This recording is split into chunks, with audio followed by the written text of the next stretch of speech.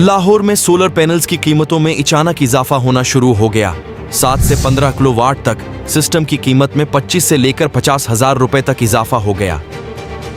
Market में 6 रुपए फी वाट के हिसाब से सोलर पैनल्स की कीमतों में इजाफा रिकॉर्ड किया गया है। 7 किलोवाट का सिस्टम 25,000 इजाफे के साथ 8,50,000 रुपए, जबकि 10 किलोवाट के सिस्टम की कीमत भी 11,50,000 से बढ़कर 12 लाख रुपए तक हो गई है। उसी तरह 12 किलोवाट सिस्टम की कीमत 50,000 इजाफे के साथ 14,50,000 रुपए मुकर्रर की गई। 15 किलोवाट सिस्टम की कीमत 16 लाख रुपए मुकर्रर कर दी गई है। तमाम सोलर सिस्टम ऑन ग्रिड लगाने की कीमत मुकर्रर की गई है। हाइब्रिड सिस्टम पर जाने के लिए बैटरियों की इजाफी कीमत अदा करना होगी।